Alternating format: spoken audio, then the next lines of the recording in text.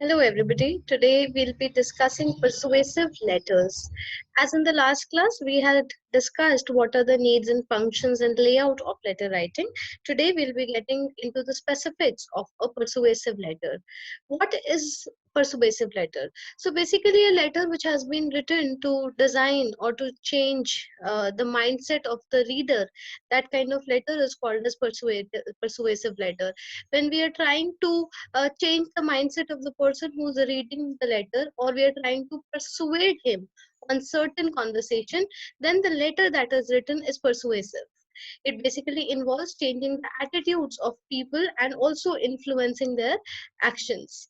Whatever facts are being presented within the letter has to be very, very logical and should be presented in such a way that the reader is likely to get convinced over the written material. A persuasive letter can also have the opinions of the person who's sending the letter. A persuasive letter can be related to things like sales, complaints, petitions, and many other things. And it is always very necessary that the letter is written in a convincing format. More or less, the convincing which is being done for the person who's reading it, then the material that is written has to be very, very persuasive. Apart from that, it is also required to be sent with a cover letter if required.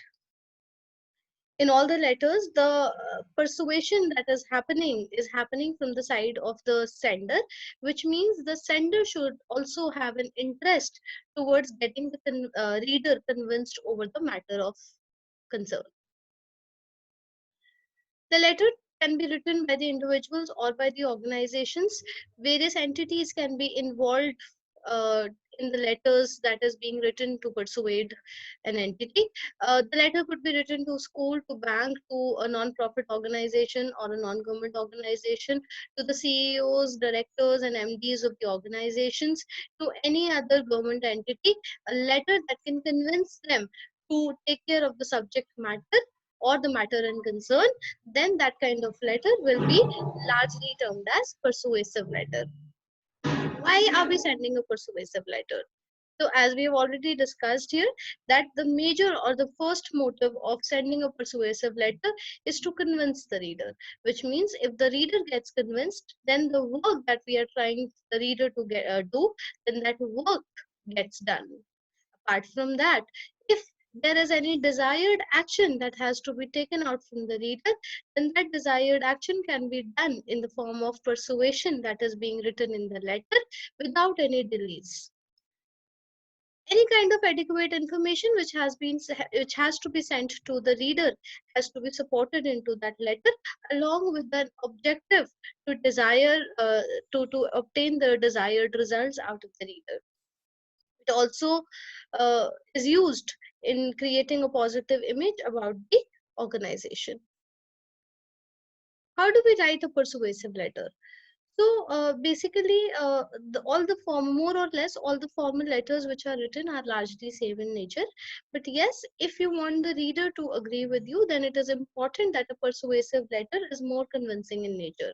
The few steps which can be specifically followed for writing a persuasive letter can be: so, before you're writing a letter, before you're writing a persuasive letter, then you should be very, very clear about the subject matter. All the details about the subject matter, about what exactly is the objective behind writing that letter, and what are the outcomes desired after writing that letter. All of that should be clearly framed in the mind of the sender.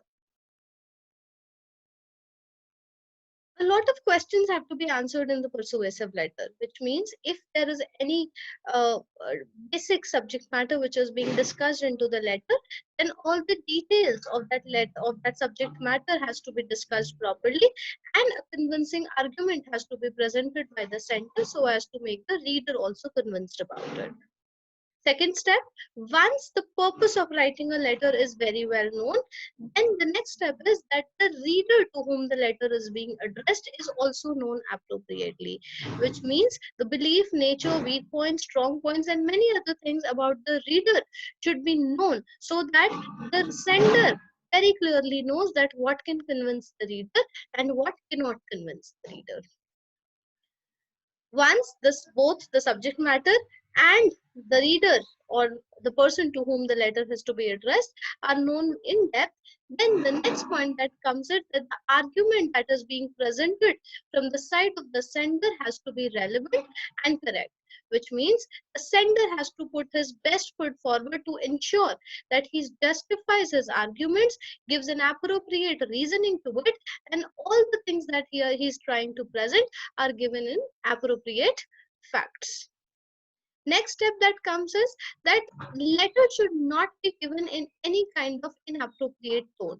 So the tone that has to be used by the sender, which means the language, the choice of words that the sender is using, has to be very, very appealing and convincing. When the reader reads that letter, he should feel convinced enough, or he should feel satisfied enough after reading the letter, that he can even give a thought to get convinced about the same.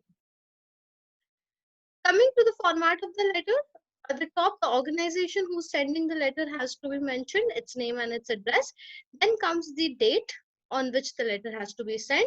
Then comes the receiver's name and address. Apart from that, the subject line has to be very short and very brief, which means it can be a one-liner clearly stating the topic or the subject matter on which you're trying to convince the reader. Then, using an appropriate salutation, the body of the letter has to be maintained within 2 to 3 paragraphs, and with a complimentary close, writing the name and designation of the sender, the letter can be closed. Thank you so much, everybody. Next class, we'll be discussing about next type of letter.